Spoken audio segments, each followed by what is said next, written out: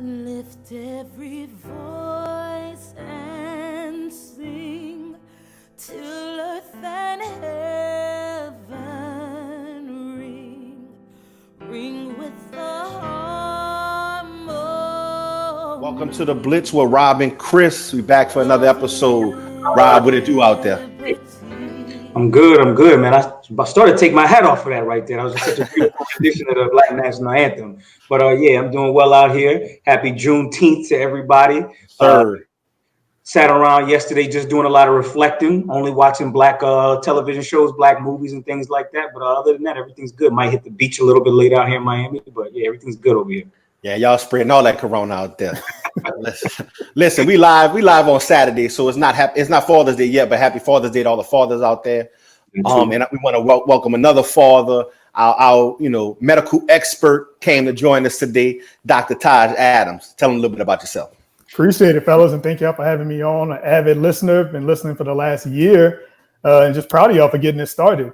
But yes, I'm an emergency medicine physician down in Houston, Texas, and we're having a little bit of a spike in coronavirus cases. So definitely here to offer some expert opinion on how that relates to sports. So fire away, guys. Cool, man. Look, I appreciate you joining us. Taj also went to Ben Franklin High School with us, finished with Rob in 01. So, we trying to bring the fellas on. We got experts. We got, professions all across. We doing big things here, fellas. We're doing big things. So thanks. The masses, you know what I'm saying? That's right. We got all the branches. So listen, let's jump right into it, y'all. Rob started the podcast off with Lift Every Voice, talked a little bit about Juneteenth. So, lately, with all the protesting going on, there's a lot of companies been posting. Rob mentioned the Johnson & Johnson Band-Aids a couple of times last week. And Juneteenth has become a big day. It's already been a big day for Blacks, but it's starting to be recognized nationally. And a lot of companies gave their employees a paid holiday off, including the NFL. Some of the NFL teams, I should say. So first, I want to start off about what Juneteenth means to you guys, and then tell me a little bit about your thoughts on what's going on with the world right now with Juneteenth. Listen, before I even get to what Juneteenth means to me, I'm about to talk. I don't want it just to be Johnson & Johnson with the Band-Aids. Get Aunt Jemima up out of here, too. Uncle Ben, it's time for you to go. Everybody got to go. We taking them one by one. The Florida Gators, Gator Bait, the Chomp, gone. And I'll touch on all that in a second. I have no sympathy for the racist history of America. I've seen a lot of comments on social media. Where is this going to end? I don't know, but we haven't reached there yet. Okay, I'll let you know when we're done. How about that? You don't get to have hundreds of years of racist history and then dictate, when we finally start trying to get some level of equality and remove racist emblems and racist phrases from the, mainstream society, you don't get to dictate. You had years to do that. It's our turn now. So that takes me to Juneteenth. What does Juneteenth mean to me?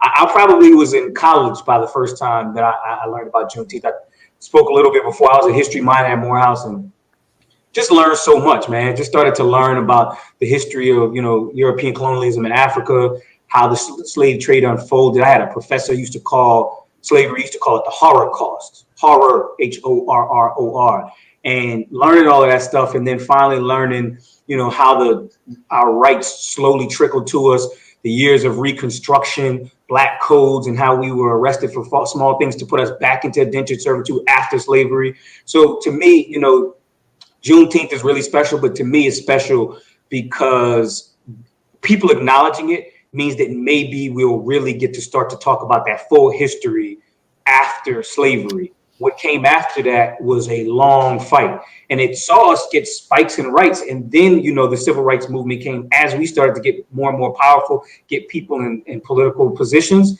Then they started to put, legislate in a lot of the racism. So I think it's really important that we implement that type of history into American history, because when I learned it, I was confused as to how I took AP American history at a really good high school and learned nothing about Black codes, Reconstruction, or any of that type of stuff, or Juneteenth.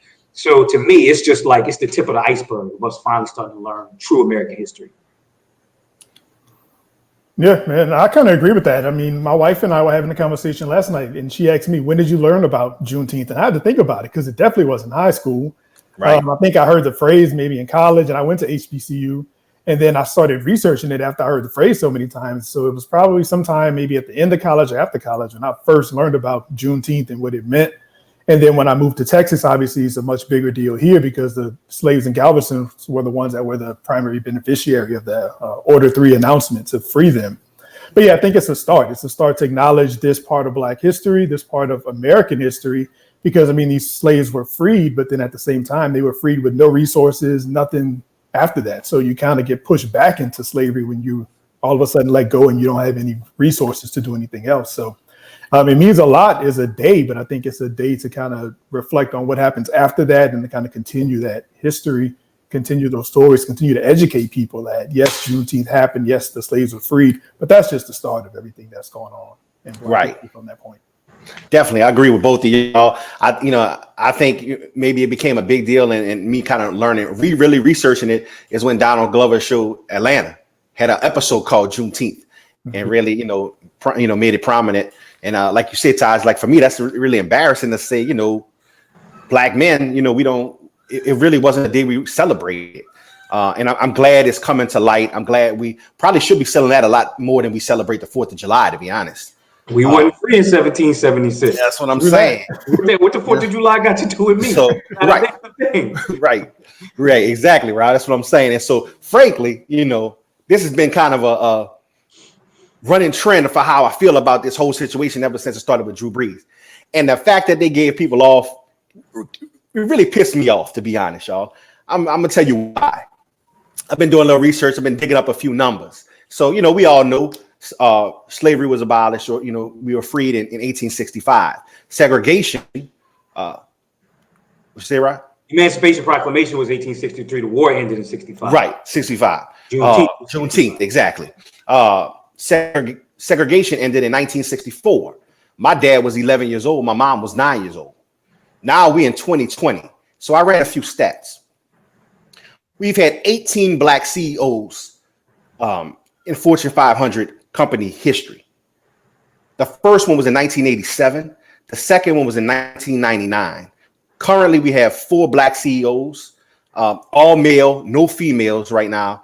And in total, it's been 18.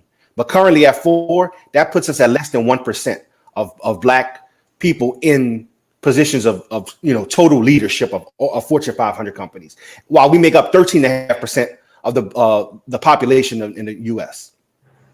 In the NBA, NFL, and MLB, this is why it's relevant. There's only 6 Black owners in those 3 leagues combined. There's 70% Blacks in football and 75% Blacks in NBA. In football, there's 2 minority owners. One is an Asian American woman. One is a Pakistani American man. That's the Jaguars and the Buffalo Bills. In baseball, the Bills just changed ownership, I believe. Right, they just changed ownership. Ralph Wilson or whatever his name, he had that team for a long time. Correct. In basketball, there's 3, but only one is Black, and that's Michael Jordan. And so I'm saying all this to say, I'm tired of Roger Goodell getting up there talking about, we're Black Lives Matter, we care. The general public, like we've mentioned with these different products, Black Lives Matter on social media. Social media doesn't mean shit to me, because your actions show that you don't value us. We're not leading your companies. We don't have any ownership in your companies, and we don't have any management level people in your companies. So you can say all you want on social media. That shit looks good. You could give us the day off. I'll take the day off, but it don't mean shit. It's disingenuous, like I've mentioned a lot. People's actions don't reflect the words they're saying. So until I see change in leadership and opportunities, like me and Rob said, you can have your day off. That doesn't mean shit to me. I need backing behind. I need actions behind it. And so that's how I feel about that. What's up? No, all I was going to say is, I guess I have 2 opinions, because I have my initial thought is to agree with you, but then I say what you're doing is bare minimum. So you're supposed to do that. So I want it, but you're supposed to do it. So I'm not giving you any extra credit for it, right? I'm not giving you an award for doing something that you should have done years ago. Right. So I'm taking that, but now here's what I'm telling you I actually want. Like, you giving me what I was due. Now I'm telling you what I want. And so, yeah, I think that's the portion of the conversation that we have to get to. And I know I've read a lot of stuff on social media. Oh, the NBA, NFL makes a ton of Black millionaires. But then I saw, and I think it was Rachel Nichols with The Jump. She posted, the net worth of like the top 15 NBA owners. And that's just the NBA. And I mean, everybody's was in the billions, obviously, and most people's were two figures. 60 billion might have been the highest, which is the Clippers owner, Ballmer. And the lowest might have been like 15, 20 billion, right? So again, like, I'm not as concerned you telling me about, you know, how these players are being made millionaires when these people have billions. And the question is, what are they doing with their money? Some of them, as she pointed out, support causes that directly go against the communities that these players come from. So there are a lot bigger conversations to have than just a day off from work. And so again, like I said, I feel like it's almost as if we're climbing up a tree. And as we start to climb up the tree, they're throwing the low-hanging fruit down at us to try to get us to catch that and lose focus on the fact that we're trying to get to the top of the tree where you are.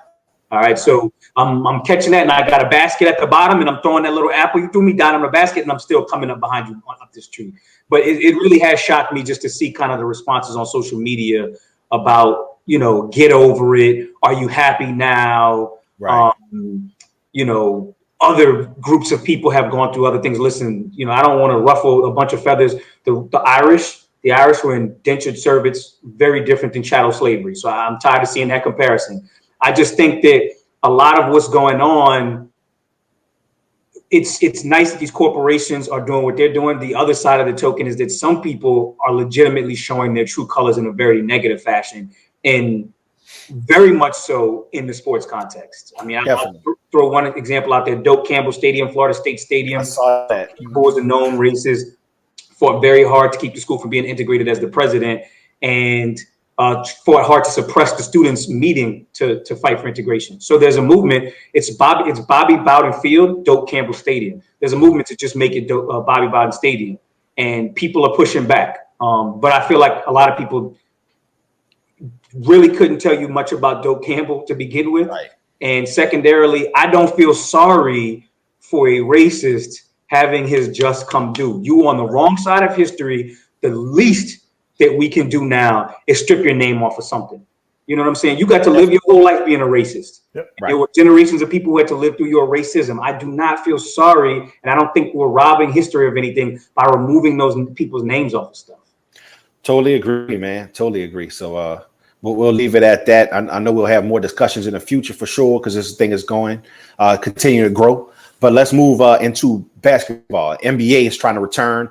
You know, some players been worried about health concerns. Some players been worried about taking away from the protest. But the protocols for the NBA returning into the bubble at Disney has come out. And so, Rob, let's give the people a little synopsis.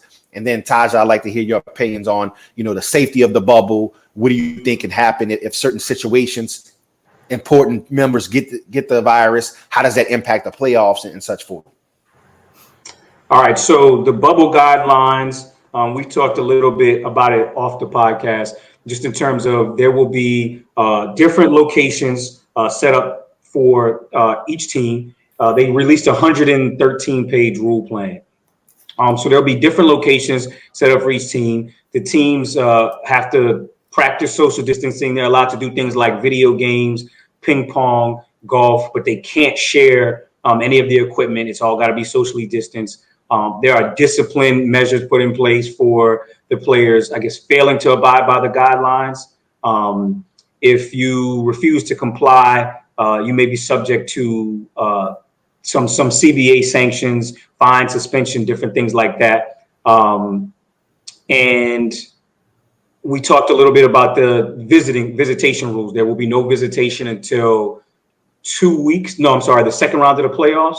I personally think that's where a lot of the controversy is going to come in. These are a lot of young guys, very athletic, in their top physical peak form. They'll be down there in Orlando with no visitation. And let's just say we've all watched the HBO Hard Knocks, and we saw the players get in trouble for that all the time at training camp. So to me, if there's going to be any violations that cause COVID to pop up in the bubble, that's where you're going to get your violations. And there's also some guidelines in place that just allow for players not to play. You can get like a doctor's note, and I think then the teams are allowed to get a doctor to verify that you have some maybe pre-existing medical conditions that mean that it's not safe for you to play, thus you don't have to play. If you don't have those preconditions, there's basically a financial forfeiture. You have to give back money for every game that you miss. And I want to say that figure was maybe in the hundreds of thousands if you missed the remainder of the games that were left. So I mean, it's not a horribly punitive figure in my opinion. But I'll let Taj pick up from there. Yeah, so I mean, overall, when I looked at the plan, I was pretty impressed with what the NBA put together. I mean, that seems like they could try to control for all the variables that they could control for. That's still allowing the players to have some level of freedom and to be able to move around and see some of their family, because they're going to be here at least through October. I think when the I think that's when the finals. Yep. Yeah. So just kind of some highlights that I looked at. So I guess right now every player is supposed to be at their home base. At least by Monday, supposed to be at their home city, getting prepared to travel to Florida. And which comes next is phase 2. So phase 2 is when they start to test the players, and they're starting with testing every other day from now until they travel to Florida. And looks like the first thing they're going to do is just a nasal swab, which is the test that everybody commonly gets, where they stick this long Q-tip in the back of your nose. And that test pretty much sees if there are any viral particles in your respiratory tract or in your respiratory system. And then they're also going to do a blood test, which is a test for antibodies. So I'm sure people have heard about the blood test to antibodies. So what antibodies are supposed to symbolize is previous infection. So you've had the infection, your body has mounted antibodies, and the hope is that those antibodies give you some level of immunity so you won't get the virus in the future. As far as how much immunity, how long this immunity lasts, that's the part that we're still trying to figure out. Is this a couple months, a year or so? Who knows? And it looks like the protocol is if the players have negative tests, then they can go to start to practice individually at their own team facilities. And I think there's one coach that can, witness the practice, but this is still not group practice. It's individual players who have tested negative. After that, you have kind of the phase 3 and 4, which is when they start to travel to Disney World. And in order to go to Disney World, you have to have, a negative test, and you can't have anybody in your house who has any symptoms or who have tested positive for COVID. Once you get to Disney World, they're in quarantine, so they'll be tested again, and they have to have 2 tests within 24 hours that are negative, and then they'll be released from quarantine. And at that point, they can socialize with the rest of the team members. And once every player on the team and every staff member has tested negative, then they can actually have group practice as a team. Some other points as far as positive tests. So it looks like they're going to do, if you test positive with the nasal swab, they're going to put you in isolation immediately. Then they're going to retest you. And the reason they're doing that is to kind of guard against a false positive test, which with this test is not a whole lot of false positives. So if you test positive, that's a pretty good indication that you have COVID. So false negatives are somewhere common maybe, but not false positives. Right. A lot more incidents of false negatives, but false positives pretty much, mean that you have an inactive infection for the most part. So they're going to retest you. If that second test is positive, then you go into, complete quarantine isolation, and they have a protocol for that. If that second test is negative, then they're going to do kind of the best 2 out of 3. They're going to test you for a third time. So if you have 2 positives out of that 3, then you go into a positive. If you have 2 negatives, then they're going to let you go back to, release you from quarantine.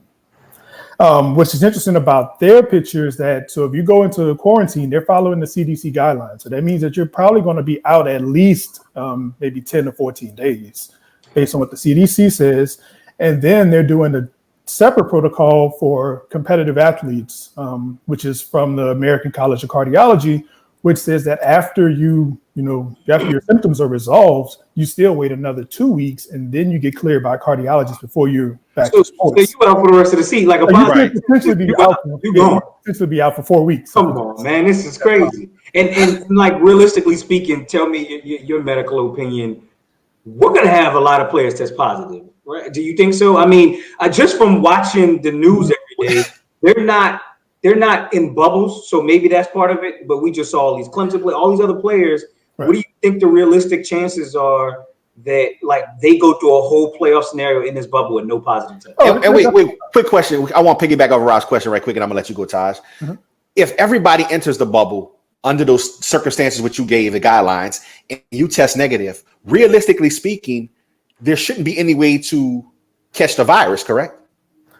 You would think that, but there's always some kind of way the virus is going to get in. Yeah, that's what I was just thinking. Because I keep hearing all this different stuff about the virus lying dormant in people for different periods of time, and this idea that they just don't have all the research, they just don't know. Right. I mean, Experience we're of still incubation, figuring how long out. it lasts and stuff like that. Right. Right. Yeah, we're still trying to figure all this out. I mean, this virus popped up a couple months ago. But yeah, so I guess the biggest flaws in the plan would be one, you have workers that Right. probably aren't going through the same, extreme testing that these players are going through. So the workers are probably getting maybe their temperature checks when they come in. They're probably asking, are you having any symptoms? And if they say no, they're probably letting them in. So you could potentially have somebody who, works for Disney who Wiping the has to stay. floor, right? Yeah. Like, I mean, because you still got to have your guys mopping the floor in the middle of the game. You got to clean, and you got to clean the rooms that they're staying in. Clean the rooms, the chefs, the workers. And so I think that may be the biggest issue. And then we talked about, once the families are allowed to come in or the visitors, that may be another potential source of infection. So I don't see how they get through all 3 months without somebody testing positive. It's just a matter of who it is and how long they're out. So what happens when Kawhi Leonard catches the virus in the Western Conference Finals? Crown Game 6. James the King. Right. It's 3 different franchises. I don't want no asterisks. I don't want to hear nothing about it. Yeah, I guess that's going to bring up a huge ethical issue, right? And I can see how some people, will find all kind of conspiracy theories and did this person have it if somebody has a bad game, or do they have COVID and they're just keeping them in? Right. Because once you get to that level of play, legacies are on the line. Right. People are not going to want to, admit to that. They're going to be fighting to stay out there on the court. They're going to be wanting to play in days through symptoms. Like, all right, well, if I get infected, let me just keep playing. If everybody just pretend like I don't have it. I mean, like, I think that this is it's well thought out. It's a best plan, I would argue, but I just don't know if I see this operating as smoothly as they do. No, I mean, there's always a chance. I mean, we think about all the stuff that we tried to do thus far to prevent people from getting infected. I mean, in New York, when it first started, they had a Navy ship that they were going to use for non-COVID patients. And like 3 days after that, they had COVID on the ship. So, right. I mean, the virus is so easily transmitted. I remember seeing it on the news, and then I didn't hear anything about the ship. I didn't realize somebody had got infected on the ship. Right. Yeah, so easily passed and so easily transmitted. I mean, you could be contagious for 3 days before you even start to show symptoms. So I think from the player standpoint, they're doing a lot of testing on the front end. And, there's even a point where they may go to daily testing. They said they have that option. If they start to have a spike in cases, apparently they're going to be checking the players' temperatures every day, monitoring their oxygen levels, and possibly doing daily testing. But I think it's going to be outside. And I wanted you to talk a little bit about, I heard something about a ring that they're going to have the players wear that they said has 90% accuracy, detects COVID 3 days in advance. Yeah, so it's a ring that apparently monitors your body temperature, monitors your heart rate and your respiratory rate. So there are lots of things that can cause an elevated heart rate and respiratory rate and possibly temperature won't be in practice. So it's not necessarily specific for COVID. It's just... So everybody's ring going to be glowing is what you're telling me. Right. And apparently the ring is full of panic every day. Everybody's ring. Yeah, and this ring is optional, so I can see players not wanting to even chance it. Just, I'm not wearing this ring because they're gonna pull me out, right? Because they may pull me out, right? I mean, they don't want to test positive. I'm just gonna say it. They got all this technology out here, but a brother had to wait 8 days to get his results. You know what I'm saying? Right. I don't know what's going on with all that. I mean, when I read this protocol, I'm like, man, we need this in the hospitals. I mean, these folks are getting tested, every day. Right. Well, listen.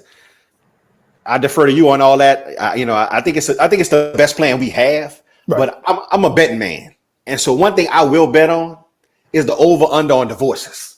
So I think a lot of these wives gonna have some concrete evidence that some cheating been going on in the relationship. Somebody's been sleeping in my bed. Right. We gonna see. And I want to call out some of these NBA players because Dame Dillard is on the TV, trying to get empathy from fans. And I'm like, bro, you making $20 million a year. I've been going to work every day doing community feeds at the schools since COVID hit.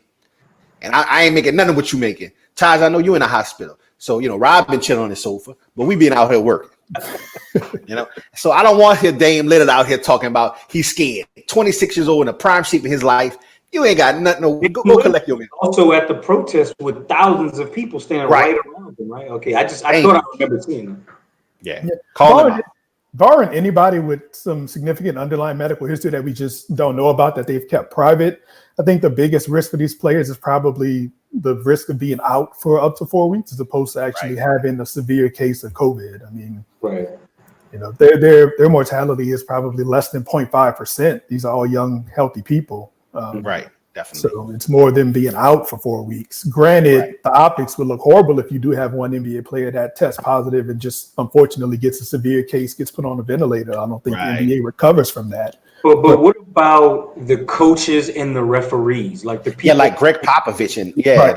70s, and he had some medical issues not too long ago, if I recall correctly. What about people like that? I mean, what's the likely? What if they get it? What would their mortality rate be? So usually, as you reach 60 and older, the mortality starts to go up. So I think between 60 and 70 is maybe like a 20%. Between 70 and 80 is 25. Over 80 is like 30% mortality. So you're talking about 1 in 3 people die from it at that age. So those will obviously be the biggest, people at risk. The coaches who are older have, high blood pressure, diabetes, other underlying medical problems. Yeah, I mean, it gets to be, people who like what I'm curious about is, like we said, if a player gets it, not only the impact of like ratings on television and actual like asterisks that are involved with legacies, but people who bet in big money. Mm-hmm. You got a lot of money, people bet behind the scenes. And so how does that impact, how the money flows behind the scenes? So I think that's going to be, nobody knows until it happens. Ultimate curveball right there. Yeah. And I think you brought up, Chris, you said something about the staff. I'm reading the bullet points of this thing. It says the Disney staff members who are not staying on campus will not undergo the league's testing regimen. They will be required to wear face coverings and maintain physical distance. And the league will aim to prevent Disney's employees from being in contact with those involved with the NBA unless required. I mean, so that's it right there. Yep. There you go. Protocols in place for those people. Yeah, that's the hole in the plans right there. Right. So never mind. I bet on the under on divorces. Now the bet is, will they make it to an NBA Finals? That's the real bet. Right. Will it even last that long? I mean, because realistically speaking, with the amount of money involved, they have to at least try. Yeah, I mean, that's the thing. You have to try. You can't just say no, but right. I mean, or else they wouldn't come back if they didn't think they'd get to the finals, because it wouldn't make sense. Right. Sticking to the NBA, though, Rob, we've been texting back and forth. The players have formed their own, NBA has formed their own players coalition, which I was joking. They must have started last week because I've never heard about it. And I think through some, half-ass internet research, we probably found out it did.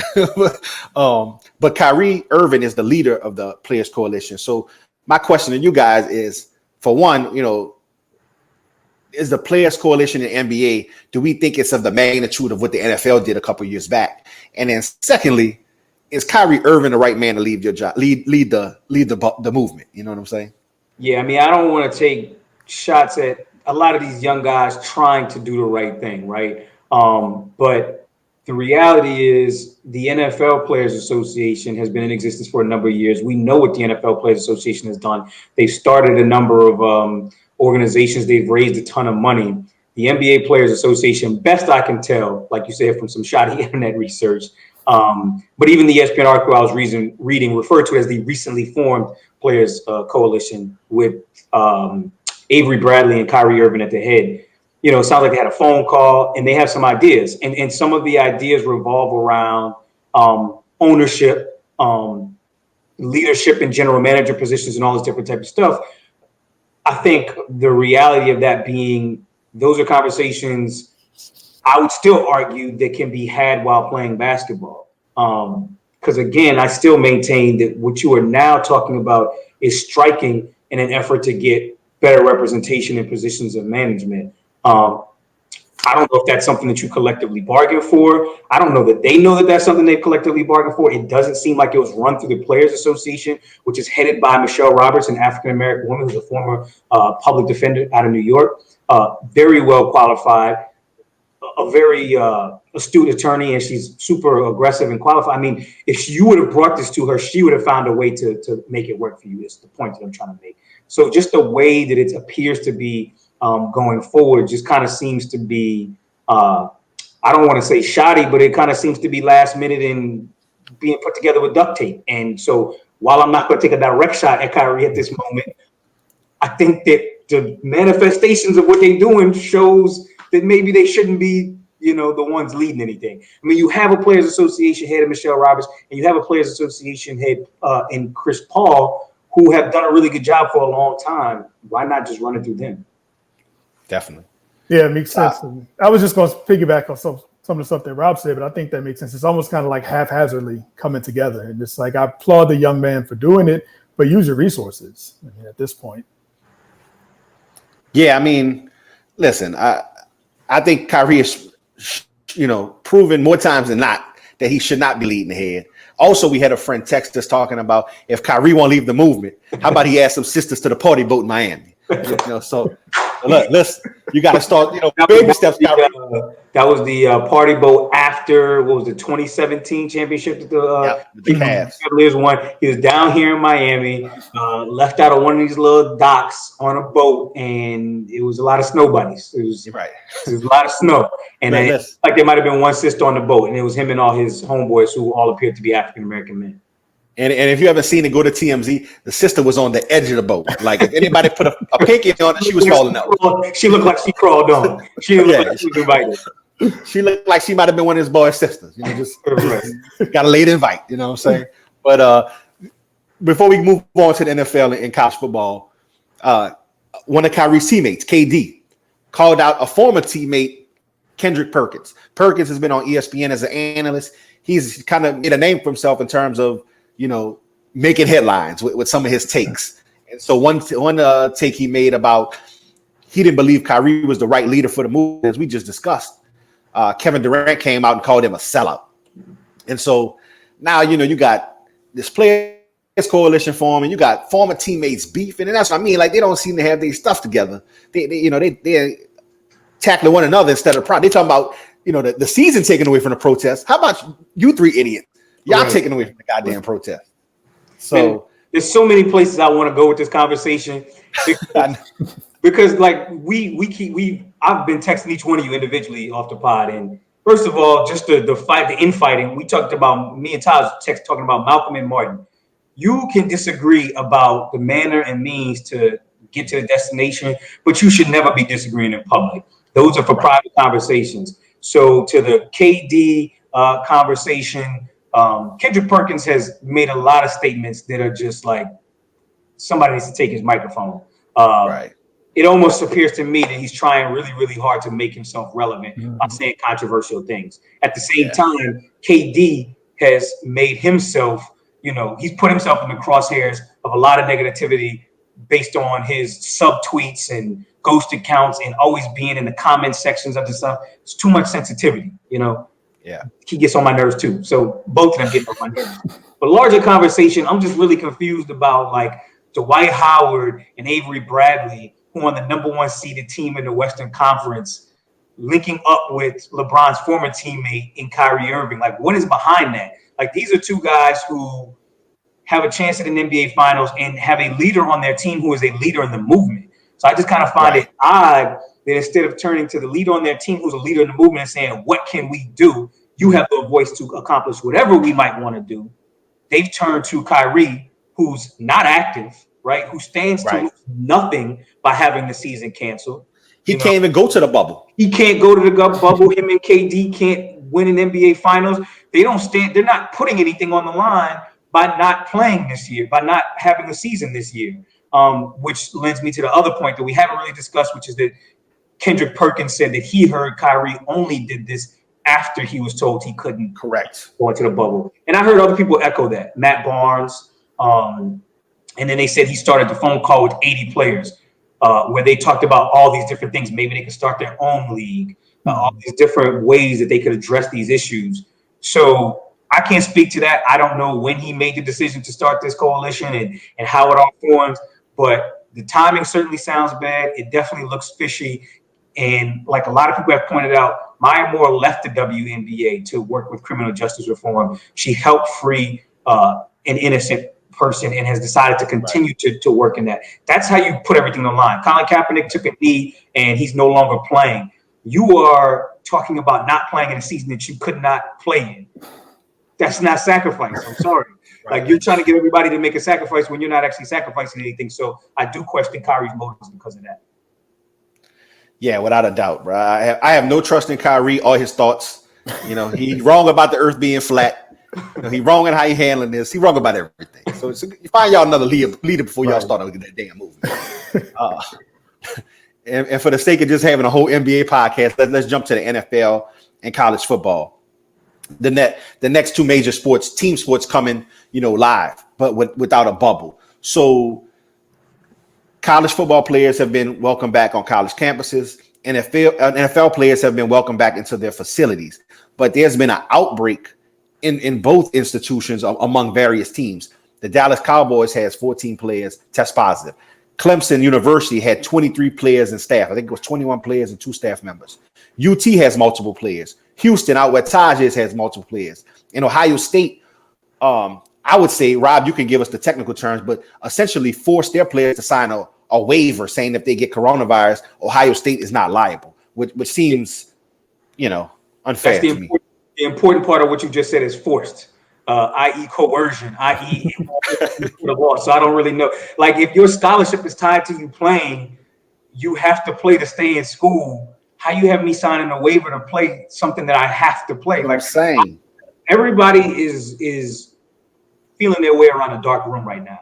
Everybody's trying to figure this stuff out. I heard that today in Tulsa, whole nother subject, Donald Trump is going to have his presidential rally. I heard that they were giving out waivers there, right? So maybe Ohio State heard. There's a lot of people just trying different things because they don't know what's going to happen long term. I think me and Taj have talked off the pod. A bigger issue with any lawsuit is going to be how do you even prove that you got it at that location? But right. I think that there's probably just some in-house lawyers telling people to protect themselves the best the way they can and to sign these waivers. I go to a gym down here in Miami. I know I talked to Taj in Houston. Neither one of our gyms have had unsigned waivers. And everybody is pretty much in there at their own risk. I'm covered head to toe when I'm in there. But this whole idea of positive testing is something that I explored with Taj a little bit, and I want you to talk about now. I was floating the idea to him and wondering if people think that they are becoming immune. Thus, there's like some group infection that's taking place in an effort to be infected before the season starts. Hope and maybe an unspoken group infection where the coaches float the idea, the players go. You saw the Dallas Cowboys were out partying, like right. Zeke was just at a party, right? So I'm wondering if they're just operating loosely, hoping to get infected before the season starts, so that they'll be immune once the season starts. But I'm going to let you speak medically on how that works. Yeah, I mean, that's not a novel idea. I mean, that started when this virus first came out. I had, coworkers and nurses and people mentioned, I just want to get it and get it over with, have some immunity and don't have to worry about it again.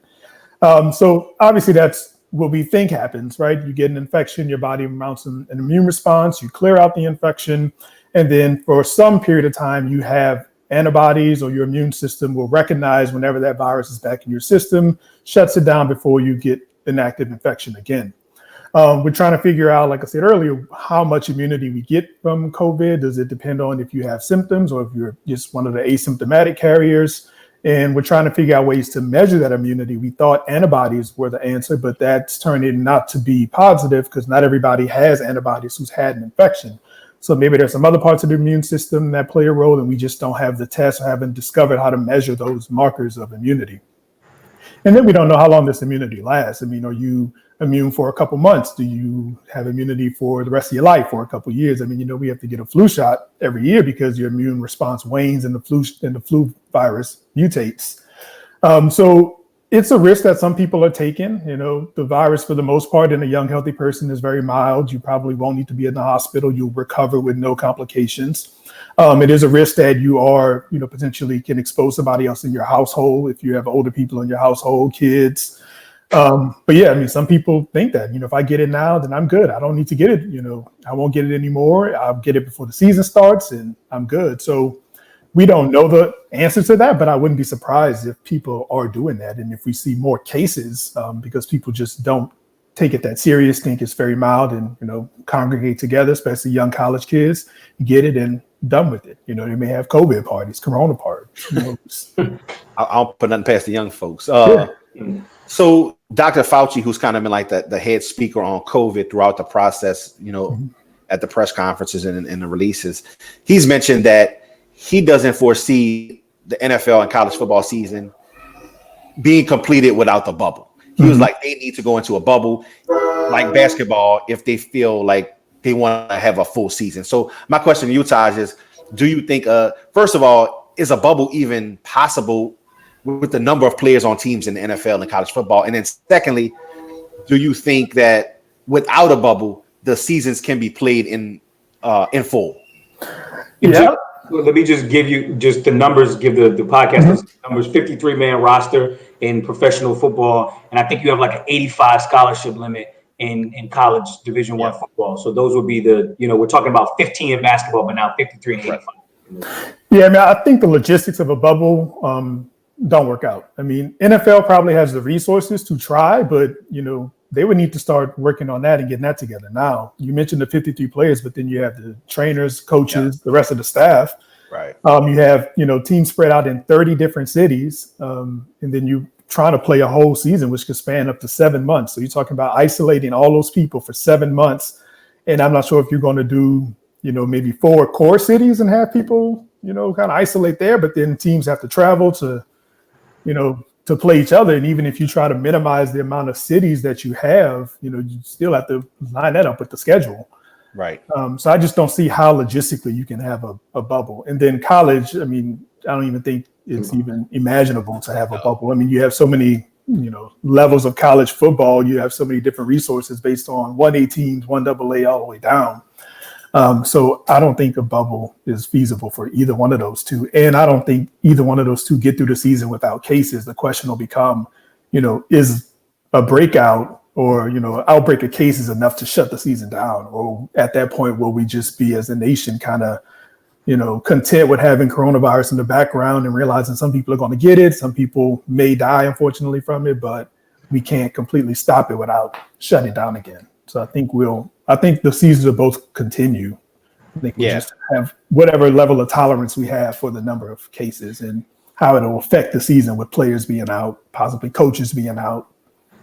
Yeah, I mean, I think the bad part about it is, honestly, I think the only reason the schools like, LSU, the Ohio States, the University of Texas are opening is because they know without students on campus, you couldn't possibly ask student, in quotation, athletes to play. You can't possibly have them on campus playing while everybody else is virtual. It's just, it won't work out. So I think it's a forced thing. But as we see it now, COVID isn't the only barrier to entry for NCAA football specifically. You've seen a lot where players are starting to stand up and protest. We saw Chuba Hubbard, the leading Russian NCAA last year, come out against his coach on social media for wearing the ON One America News shirt, Mike Gundy. We saw 2 UT players, University of Texas players. One is a wide receiver who's threatening to sit out, not play college football, and a linebacker who said that unless changes happen, he's not sure he wants to play college football again. Then you've seen some upstarts in Clemson. Deshaun Watson and DeAndre Hopkins started a petition to rename the Honors College. The guy was named after was known, I think, as a racist or promote segregation.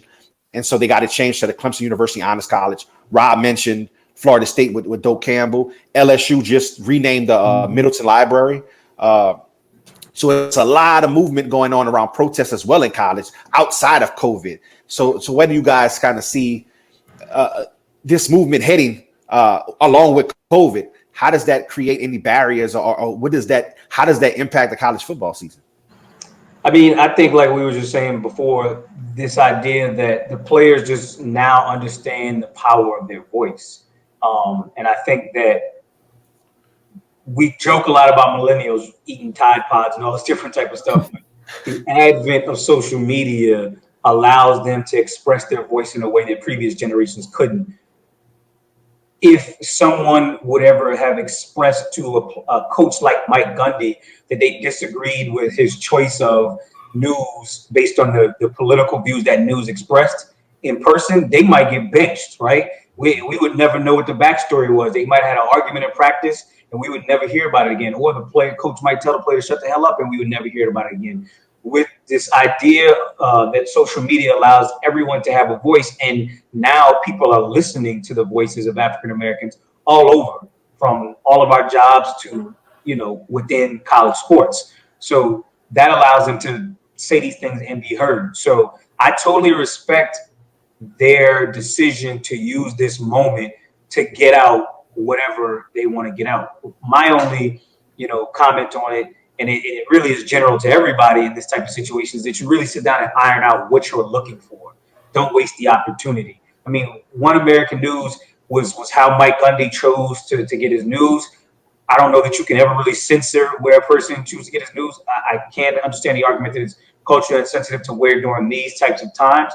But the real question is, what is it about Mike Gundy that you really had a problem with? Because as a player, I'm pretty sure that was the last straw. And Chuba Howard was asked that question on ESPN, and he essentially agreed that it was the last straw. So there's something there to that relationship, as is the case probably with Marvin Wilson, with Mike Norvell at Florida State. Like all of these, and at UT, all of these players aren't just expressing this now. Like I said, with the people responding on social media, they have this feeling that like, why is all this an issue all of a sudden? It's been an issue for Black people. We now have a voice. So I think we now have an ear to the voice we've always had. So I think the bigger things that you have to kind of come up with a list about what you're actually looking for, put pen to pad, and bring that forward. Yeah, I think it's an interesting dynamic because you have, on one hand, you have, these players speaking up about perceived injustices, things that they don't like as far as the treatment of African Americans. And then on the other hand, you have this virus coming up that disproportionately affects African Americans. So right. I'm waiting for somebody to make the link and say, hey, you're trotting us out on the team, on the field for money for us. So, in the chance that we may contract this virus that is deadlier in African Americans, or I may bring this home to my mom or spread this to somebody else. So it's kind of an interesting mix that's going on here. And I'm pretty sure somebody's going to fuse those two together and make that argument. I haven't seen it yet, but. Right. Yeah. And football is like no other sport, right? Like the contact on every play, the sweat, the spit, breathing is just so much physical contact face to face that it just lends itself for COVID to run rampant. And so, like we mentioned, maybe some of the players are trying to get it out the way because the last thing you want to do is quarantine for 14 days and miss 3 games. And in a 16-game season, that matters. So it'll be interesting to see. Let's move on real quickly to baseball. So baseball had a proposal this week. The owners presented a 60-game schedule to the players with prorated salaries. And the player response was, let's take you back right quick. We 3 guys are pretty mild, man. We didn't get into a lot of fights growing up, anything like that. But, you've gotten threatened before. You threaten to fight people. And, when tensions flare, what's the first thing you say? When and where? Tell me where to show up and what time in the zone. And that was the players' response. Tony Clark, the players' president, they basically, Rob Manfred, after the players rejected it, said, I don't see a baseball season happen. And Tony Clark came out, made a statement and said, just tell us when and where. We want to play baseball. And the hashtag started among all the players, hashtag when and where, and it kind of got the ball rolling. Currently, the owners have, stuck to their guns and saying, no, we're going to do a 60-game prorated salary season. And that's kind of where it stands now. So they said when and where, but right now it ain't nowhere and no time soon, look like. So, Rob, I know you're a baseball fan. You're a Yankees fan over there repping the Yankees. What's your thoughts on it? I mean, this whole thing is getting out of hand. I think that the players sent something back to the owners, a 70-game proposal that was immediately rejected. It had a whole bunch of stuff in there. Like they were asking for a permanent designated hitter in both leagues. I mean, there were a number of requests that were being made. What I feel like is it seems as if there's a lot of auxiliary issues that both sides are trying to use this whole COVID-19 scenario to negotiate through. And I think that they're really at risk of losing fans. Like you call me a baseball fan, but like the regular season, like I don't turn the MLB network on a whole bunch. I look for ESPN highlights. I watch my Yankees games, but I'm probably not going to watch like a Royals game in the middle of the season if it's on television. So my opinion in the whole situation is they need to get it together. Like a lot of this, take all of that stuff out, like designated hitter, all this negotiation of the CBA into future years, just how many games you playing, what's the prorated, get back out there and play baseball. Definitely. It almost seems like they don't want to, like one side just doesn't want to play. Like when you have that tough of negotiations, usually because somebody just does not care at all. Right. And I'm just not sure which side that is at this point. I mean, I know me and Rob have talked about it on previous pods. baseball players make so much money because they have a 162 game season. So I think out of all the players in terms of NBA, NFL, and MLB, they have probably the most realistic chance at missing a season financially without being without severe penalties to their lifestyle. And they held out in 1994. So it's been done by the players. And I think they're trying to use that leverage against the owners and force their hands a little bit. But we'll see. Well, look, we got to start wrapping up. We got about 10 minutes left. So we got a couple of quick hitters. I want to get y'all opinions on, and then we'll end it with some bingeable shows and music that Rob been listening to. So let's start out with NCAA again. The SEC NCAA came out and said that Mississippi can no longer be the host site for any NCAA championships as long as there's the kind of Confederate flag in the state. And so, just wanted to see what y'all guys thought about that. I mean, I feel like I've used the words too little, too late so many times. So I'm not going to say that. I'm not going to say that. I'm going to say hats off to the NCAA for doing something they should have done a long time ago. All right. So the fact of the matter is, I think like we talked about, this really probably doesn't even affect the state of Mississippi unless Ole Miss or Mississippi State like makes it to the super regionals in college baseball or something. Because realistically, I don't think that they ever send NCAA tournament basketball games to Mississippi. I've never heard of that. Right. I don't know. I can't think of off the top of my head of any bowl games in Mississippi. There's probably one or two.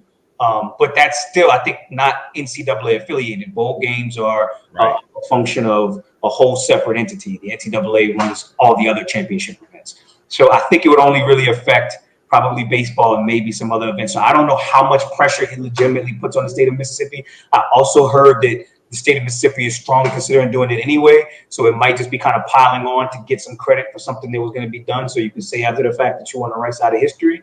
But, I get, as my former place of employment, I got to give them a little bit of Yeah, just low hanging fruit. I mean, I don't give them much credit other than that. Just check it off the box. It's something that you should do. No pat on the back. You're not getting much more from me from that. Yeah, look, that fall right along the lines of Drew Brees' apology for me. Bullshit. That's what that is. Next topic. Talk about, Rob brought this up. So NASCAR hires a VP of diversity and inclusion, but it's surprising. Clark Atlanta University alum, by the way, historically black colleges in the house. Appreciate it. Good call out. That's what's up. But it's a little bit surprising considering they banned the Confederate flag about 7 hours ago. Right. I mean, I'm just saying. But they have one black driver. Right. So unless he's gonna figure out how to get you more than one black driver, like I don't know who he's trying to include. Alvin Kamara and Bubba, right. And last I checked, our local parks don't offer NASCAR driving as an option. So I don't know how you start grassroots with that, but I like the level of they won up the Confederate flag ban. I give them credit. They said, y'all think that's all we got? and look, baseball did do outreach a few years back, and I still don't know what that got them when they tried to reach out to the inner city. It's not easy to bridge that gap if you've let that gap widen for decades. Yep. Right. I mean, like you said, the person who got that job, big ups. That's a nice easy check they're gonna get. What's the goal? Get one minority sponsorship? I mean, I don't know. Get 10 more fans to each event. I think they're gonna have a corner office that nobody gonna go check on. Right. Like, we good thing, and we good. We good. Let me say, because I did mention that baseball, that the Players Association had responded with their own plan, and it was a 70-game plan, and in their plan, not to be excluded from the movement, baseball asked for $10 million for social justice initiatives. The Baseball Players Association. Obviously, not a lot of black players, because while all these other leagues with less money are throwing out $100 million, somehow they only found time to request for 10. But it's a start. All right, next topic. We all from New Orleans, so I got a topic for our Saints QB1, because I said I'm not using his name no more. Saints QB1. Donald Trump, president of the United States, came out and said that Saints QB1 Drew Brees will regret backing down from his stance on the flag and taking a knee. What's your thoughts on that? I mean, to me, it is like Trump's at the end of his run, and he is grasping for any and everything that he can say. And it's funny because as I say that, I don't know if you can hear the horns that are coming through the microphone. There is looks like a Trump parade that has started because there have been these Black Lives Matter parades right outside almost every day for about 3 weeks now. And I guess because Trump is doing his thing in Tulsa today, they've decided today would be their Trump day. So they're out there just honking the horns, waving American flags. And to me, just like them, these are people who are old school. It looks like I see some Cuban flags out there, which is not uncommon in Miami. A lot of older Cuban people still are Republican. I think that it's an older guard being ushered out the door, right? Like, no, Drew Brees is going to be on the right side of history, sir, and you're going to be on the wrong side of history. Like, he's attempting to see the error in his ways and fix it, and you're just refusing to acknowledge the error in yours. And I understand at this point he's so locked into it and linked to it that it's his only path to re-election. So, that's just what he's going to do. But I don't think this is a complicated one. And I think that the fact that Drew Brees didn't respond is indicative of how weak Trump appears at this point. Right. I don't even think it's worth a response from Brees. Definitely. I think, to me, it sounds like a political threat. I think Trump maybe had. Considering running for office, you'll live to regret this. Mm-hmm. But I think if Trump loses, I don't think that he'll have longstanding power in the Republican Party. And I think that's I think Brees knows that, right? I think Trump is on the way out. Like you said, it's his last desperation move. And frankly, I think he's pissed everybody off, not only Democrats, but even his own party. And so I think those lines have been drawn. And I think everybody's kind of wanting to disassociate with him anyways. So I really don't think it has any bearing. But we talked a lot about this, Rob, personally, like on the side, just Brees could run for mayor of New Orleans or for governor of Louisiana. And we thought he would have a good shot of winning. Could have. Prior to the comments. Right. Exactly. I don't know where that stands now, but... Ooh. But so we'll see. Let's jump into we wrapping up. Let's jump into bingeables, y'all. Taj, you watching anything right now? I'm watching Disney, man. My daughter is all on Puppy Dog Pals. But yeah, the wife and I were watching Insecure. I got the wife to actually watch The Last Dance, which I was very surprised about. So we spent some time watching that. But yeah, there are a lot of shows out there that I'm just trying to get on. I did binge on Ozark, so I finished that up. Okay. But yeah, nowhere near Rob's level though. Right, bro. Rob, I don't even know. I'm like, I've never even heard of this show before. I'm just trying to start The Wire. I keep hearing about it. I'm trying to get my wife on The Wire. The Wire is a lot of television. That'll carry you, might carry you through the rest of quarantine. The Wire and Breaking Bad. You watch those two, that might take you through the rest of quarantine. So, Rob, what else you got? You got some new stuff to instead of bingeables, you got listenables. Yeah, I had two bingeables that I haven't talked about that I did watch that are comedies because I know I do a lot of like murder mystery type stuff. Rami and Dave on Hulu. I watched both of those. I think Dave comes on FX actually, but they were kind of funny. I mean, they're new age funny. Not it wasn't Martin or nothing like that, but it was. Last night I checked out the Versus with Alicia Keys and John Legend. It was a little slow for me, but if there are any lovers in the house, I suppose that would have been an enjoyable activity. And on that note, a lot of new music came out. John Legend, I think in conjunction with this, dropped a new album.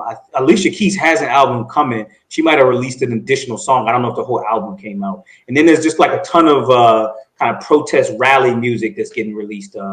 Anderson .Paak dropped a song. Lil Baby has a song. Who else? I heard Public Enemy dropped a song. I haven't checked that one out yet.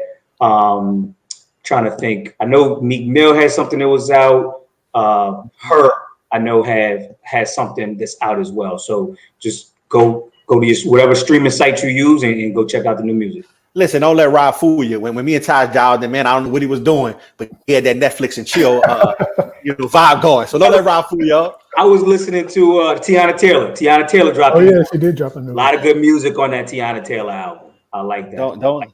Do not let Rob fool y'all. John Legend's songs. The song he performed last night in the Verses on his new album, a track with what's Big Sean's girlfriend's name? Oh, Jhené Aiko. Yeah, that track. I like that track. Janae Aiko and John Legend. Got to check that one out. Look, I'm getting all my readables. I got The Burning by Tim Madigan about the 1921 Tulsa race riot. So, I said I'm going to have a report by next week, but it might be about next month. Give me a little time. I got to find time. But that's all we got. Taj, man, thanks for coming out. We really appreciate your opinions, your expert advice on the topic, specifically COVID. But just appreciate you joining the pod, man. Anything you want to say before we out? No, I just appreciate y'all having me on here. Happy Father's Day to all the fathers out there, especially you, Chris, man. Appreciate it. You too. Yeah. Rob, what else you got? I'm gonna take us out on some that new Lil Baby protest track. Cool. We out, y'all. Thanks. See y'all next week.